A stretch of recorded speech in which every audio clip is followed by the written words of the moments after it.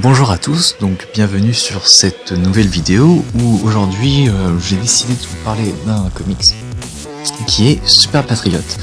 Alors Super Patriot, qu'est-ce que c'est? Qui est-ce? Eh bien Super Patriot en fait c'est un héros de l'univers d'Image Comics,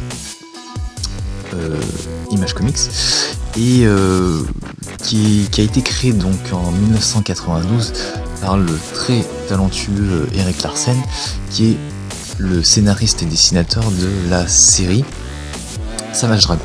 Savage Dragon, cette série qui est sortie il y a quelques années en France, chez Delcourt, un premier tome qui est sorti, que j'avais particulièrement apprécié, et justement c'était dans ce tome-là que j'avais découvert qui était le Super Patriot. Et donc c'est un personnage que je pense que vous avez déjà aperçu, ou même vous connaissez, puisque c'est un personnage qui apparaît quand même dans de nombreux comics autres que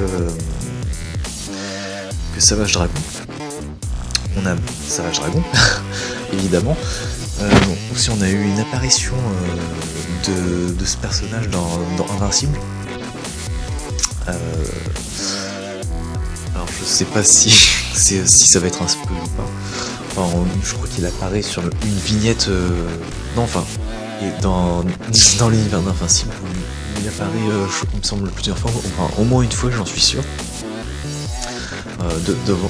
lors d'une grosse bataille. J'ai pas trop envie de spoiler parce que je crois que c'est pas encore sorti en France, donc je vais pas spoiler sur le scénario d'Invincible. On le voit aussi dans Suprême, qui est aussi un autre personnage de l'univers d'Image Comics, qui est aussi très intéressant en fait. C'est une variation de Superman. Et puis après, dans certainement d'autres comics encore qui apparaissent, mais en tout cas, ce sont les comics où j'ai vu réapparaître ce personnage de Super Patriot. Du coup, quand j'ai appris qu'un comics allait sortir sur Super Patriot, qui serait scénarisé et dessiné par Robert Kirkman et Cory Walker, je me suis dit que je pouvais pas passer à côté, et donc je me suis pris ce comics pour en apprendre plus sur le personnage et pourquoi pas sur l'univers. Et donc Super Patriot, qu'est-ce que c'est? En fait, Super Patriot, c'est la réappropriation par Image Comics du Captain America de chez Marvel. C'est-à-dire le super-héros en fait né durant la Seconde Guerre mondiale, et qui est devenu un symbole de la nation.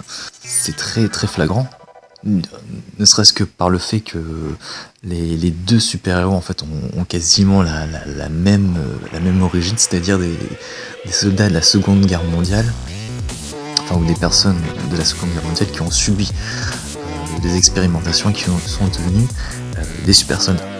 Mais là où ça devient intéressant en fait avec le Super Patriot, c'est qu'on a dépassé en fait ce stade de symbole de la nation, contrairement à Captain America, enfin en quelque sorte, et on en est arrivé à un personnage, comme on peut le voir sur la couverture, un personnage avec des fusils à la place des bras. Voilà. Et donc dans ce comics, qu'est-ce qui se passe en fait dans ce comics? En fait, ce comics, c'est une mini-série écrite par Robert Kirkman, et qui va en fait présenter en quelque sorte le Super Patriot. Donc dans le monde moderne, en fait, on va suivre ces divers péripéties, notamment les classiques affrontements contre les différentes menaces présentes dans la ville, mais aussi on va aussi le suivre dans sa vie un peu plus privée, où il va rencontrer une fille beaucoup plus jeune que lui, et ils vont commencer à tisser des relations, et on va suivre cette relation au cours de cette mini-série. On va aussi avoir des flashbacks en fait dans cette mini-série qui vont revenir sur le passé du Super Patriot. C'est ce qui va permettre d'en apprendre plus sur le personnage et un peu d'appréhender le personnage qu'il est. Voilà, donc et puis aussi on a en trame de fond la menace forcément des nazis qui vont comploter contre le Super Patriot, et dont le but va être de l'éliminer. voilà, afin de pouvoir conquérir le monde. Enfin, un grand classique, quoi. Et puis après, on va aussi avoir des personnages secondaires qui sont les enfants de Super Patriote, donc c'est-à-dire Liberty et Justice. On va aussi suivre la relation entre les enfants et le Super Patriote. Alors c'est une mini-série plutôt agréable à lire, qui se lit très rapidement et où il y a en fait vraiment beaucoup de fun en fait. C'est vraiment de l'action pure tout au long du comics et c'est vraiment un bon divertissement.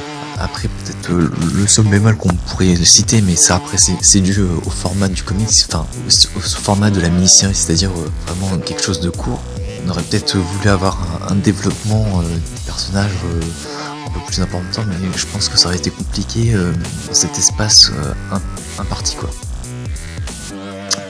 Voilà, donc si vous avez l'occasion de le lire, je vous conseille de vous le prendre ou de le lire. C'est un très bon comics.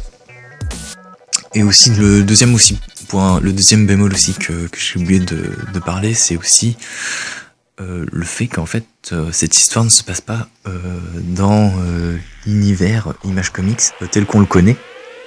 C'est-à-dire en fait qu'on est dans un monde alternatif. Alors là, je ne spoil rien du tout dans ce comics, parce que c'est même pas dit dans l'histoire en tant que telle. C'est dit en préface, où c'est expliqué par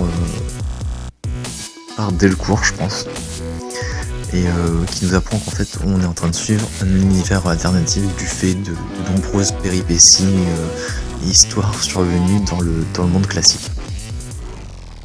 Voilà.